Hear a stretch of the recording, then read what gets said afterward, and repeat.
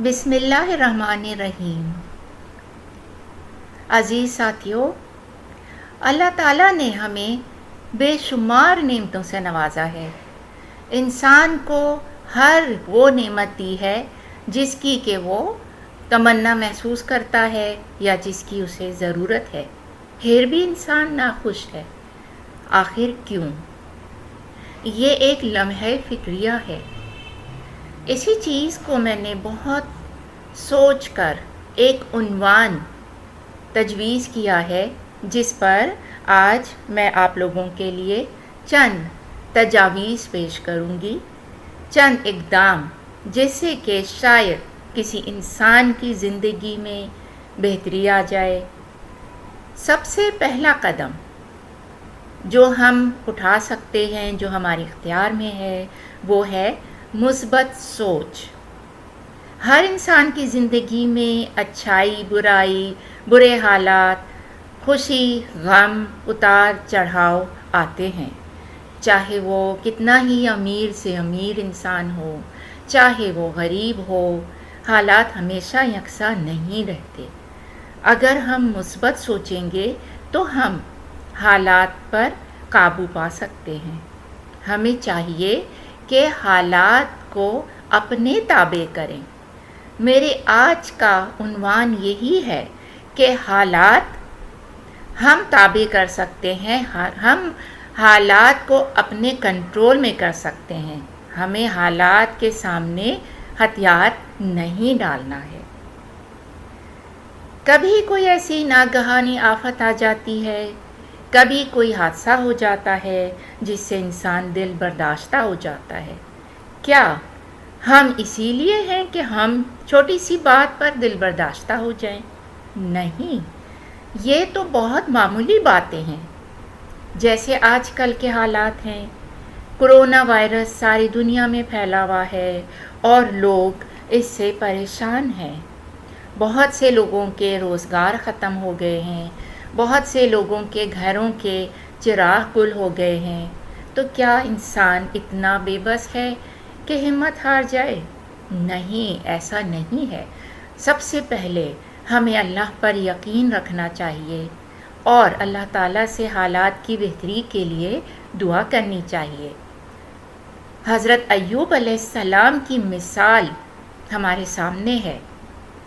کتنی بیماری میں بھی انہوں نے صبر کیا، حتیٰ کہ بستی والوں نے ان کی بیماری کے سبب ان کو بستی سے باہر نکال دیا، لیکن انہوں نے صبر سے کام لیا اور اللہ تعالیٰ سے دعا فرمائی، تو پھر اللہ تعالیٰ نے ان کو شفا عطا فرمائی۔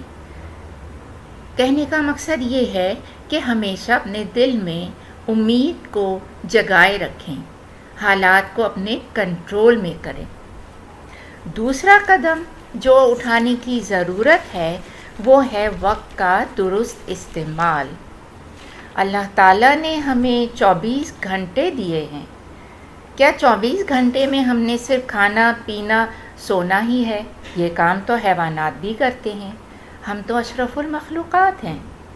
اللہ نے ہمیں کسی خاص مقصد کے لیے پیدا کیا ہے۔ ہمیں اللہ کی عبادت کے ساتھ ساتھ اپنے فرائض بھی انجام دینے ہیں۔ ہمیں اپنے اللہ کی عبادت کرنی ہے اور شکر ادا کرنا ہے کہ جس نے ہمیں اتنی خوبصورت زندگی عطا کی۔ ہمیں اپنے دن کا آغاز صبح خیزی سے کرنا ہے۔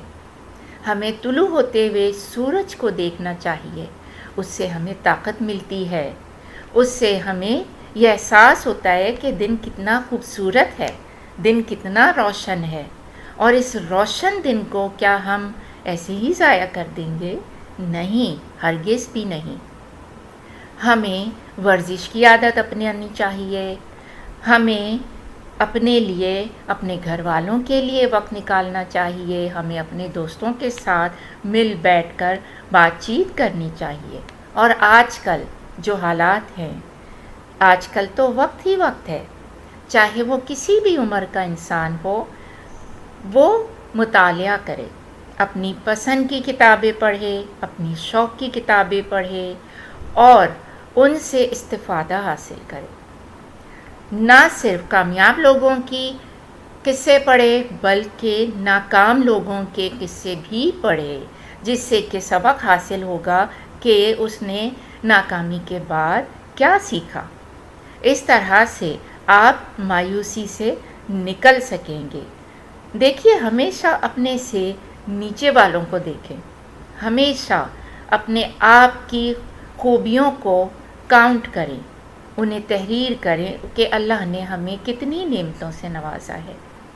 پھر آپ کے دل میں سکون اور اطمینان پیدا ہوگا کہ واقعی اللہ تعالیٰ نے ہمیں بے شمار نعمتیں عطا کی ہیں اور ہم اس کا شکر گزاری نہیں کرتے۔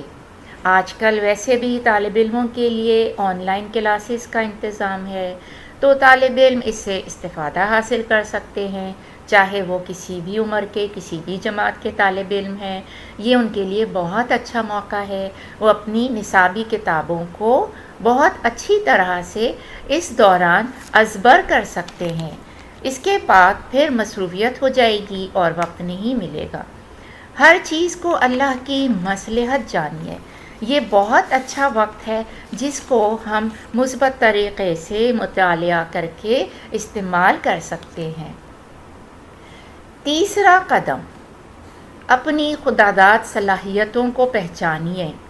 اللہ تعالیٰ نے ہر انسان میں 5 صلاحیتیں رکھی ہیں۔ آپ کو جو سمجھ میں آتا ہے کہ آپ جس شعبے میں اچھا کام کر سکتے ہیں اس میں ضرور کیجیے۔ کسی کو مصوری کا شوق ہوتا ہے، کسی کو لکھنے کا شوق ہوتا ہے، کسی کو گانے کا شوق ہوتا ہے، کسی کو نعت پڑھنے کا، اس کو اللہ تعالیٰ توفیق عطا کرتا ہے۔ ان چیزوں کو استعمال میں لائیے، ان کو اپنے اندر سے نکالیے۔ سوچئے کہ آپ کیا کر سکتے ہیں۔ کیا اللہ تعالیٰ نے آپ کو ایسے ہی صلاحیتیں دی ہیں؟ نہیں، ان صلاحیتوں کا درست استعمال کیجیے، ان صلاحیتوں سے دوسروں کو فائدہ پہنچائیے۔ دوسری چیز یہ دیکھیے کہ اپنی منزل کا تعین کریں، تعلیم حاصل کریں۔ سب سے اولین مقصد ہے تعلیم۔ تعلیم حاصل ہوگی تو آپ کا ذہن روشن ہوگا، اور تعلیم کے ساتھ ساتھ دیگر مشاغل بھی اختیار کریں جس سے آپ کی مایوسی میں کمی ہوگی۔ اللہ تعالیٰ ہم سے بہت محبت کرتے ہیں اور ہم کو کسی حال میں بھی اداس پریشان نہیں دیکھ سکتے۔ آج کل جو حالات ہیں اس میں بھی کوئی نہ کوئی مصلحت پوشیدہ ہے، اور اس میں ہم اپنے ہنر، اپنی شوق کو جلا بخش سکتے ہیں۔ انہی حالات کے پیش نظر میں نے ایک چھوٹی سی نظم لکھی ہے جو آپ کے گوش و گزار ہے۔ رات کی تاریکی چھا گئی ہے تو کیا ہوا، رات کی تاریکی چھا گئی ہے تو کیا ہوا، فلک پہ روشن چاند ستارے بھی تو ہیں۔ آج جو طوفان کی زد میں آ گئی ہے کشتی تو کیا ہوا، یقین رکھو سمندر کے اس پار کنارے بھی تو ہیں۔ کیسا یہ دور آ گیا ہے، انسان انسان سے کترا رہا ہے، کیسا یہ دور آ گیا ہے، انسان انسان سے کترا رہا ہے، لیکن دیکھو ہمارے پاس ہمارے پیارے بھی تو ہیں۔ امید و بیم کی جو کیفیت ہے طاری تو گھبرانا نہیں، امید و بیم کی جو کیفیت ہے طاری تو گھبرانا نہیں، ساتھ ہمارے اپنوں کے سہارے بھی تو ہیں۔ کبھی نہ سوچا تھا ایسے دن بھی آئیں گے، کبھی نہ سوچا تھا ایسے دن بھی آئیں گے، لیکن انہی دنوں میں ہم نے اپنے ہنر نکھارے بھی تو ہیں۔ کیسی خزاں ہے چھائی ہوئی، کتنے چمن اجڑ گئے، کیسی خزاں ہے چھائی ہوئی، کتنے چمن اجڑ گئے، لیکن اس قیامت کی گھڑی میں اللہ کے اشارے بھی تو ہیں۔ کس قدر مگن تھے ہم، فرصت کو ترستے تھے ہم، کس قدر مگن تھے ہم، فرصت کو ترستے تھے ہم۔ غنیمت ہے یہ وقت جس میں فرصت کے لمحات گزارے بھی تو ہیں۔ اللہ کی ذات پر یقین رکھنا کسی حال میں مایوس نہ ہونا، اللہ کی ذات پر یقین رکھنا، کسی حال میں مایوس نہ ہونا۔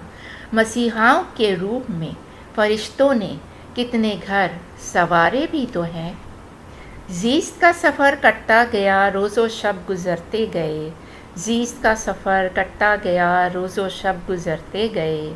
ان لمحات میں احساس ہوا گناہ و ثواب کے خسارے بھی تو ہیں۔ یہ جو مہلت ملی ہے ہمیں، یاد الہی سے اسے سجا لیں۔ یہ جو مہلت ملی ہے ہمیں، یاد الہی سے اسے سجا لیں۔ یہی وقت ہے توبہ کر لیں، آخرت میں جنت کے نظارے بھی تو ہیں۔ یہی وقت ہے توبہ کر لیں، آخرت میں جنت کے نظارے بھی تو ہیں۔ بہت شکریہ۔